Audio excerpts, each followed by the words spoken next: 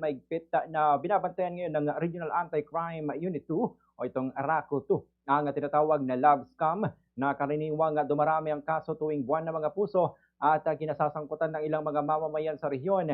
Sa panayam ng Bomb Radyo Kawayan kay Police Captain John Carl Lozada, ang hepe ng investigation section ng RACO 2, sinabi niyang batay sa kanilang record noong nakaraang taon, may tatlong individual na nasangkot sa mga kasong may kaugnayan sa love scam. Ayon kay Lozada, kadalasan nabibiktima ng ganitong modus ay mga balo, single mom at mga single na naghahanap ng kasintahan sa online platforms. Samantala, mga suspect naman ay nagpapanggap ng mga dayuhan at gumagamit ng kanilang panlilinlang at pang-aakit upang mapasunod ang mga biktima. Dagdag pa niya, sa tatlong kasong naitala noong nakaraang taon ay nakapagsampa na sila ng kaso laban sa mga suspect, depende yan sa bigat ng halagang hinihingi o nakukuha mula sa mga biktima.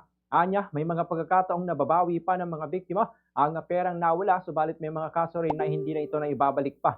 Ipinaliwanag ni Police Captain Lozada na ang love scam ay pangunahing nakatuon sa emosyon at ugnayan ng biktima sa suspect bago humantong sa pagkalugi sa pananalapi. Iba naman ito sa iba pang uri ng cybercrime na karaniwang gumagamit ng blackmail, extortion o phishing.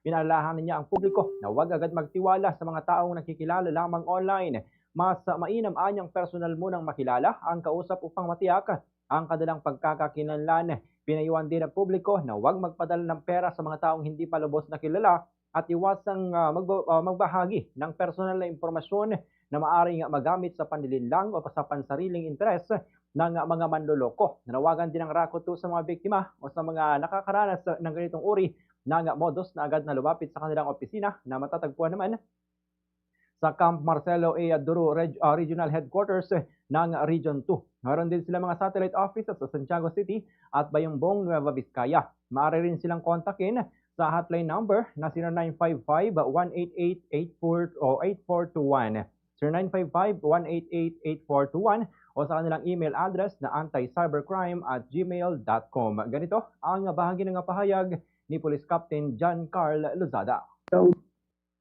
Ikot ito sa mga emosyon at relationship bago magdulot ng financial loss. Kung ikaw ay biktima ng ganitong modus, maaari lang po ninyong dumulog sa aming opisina.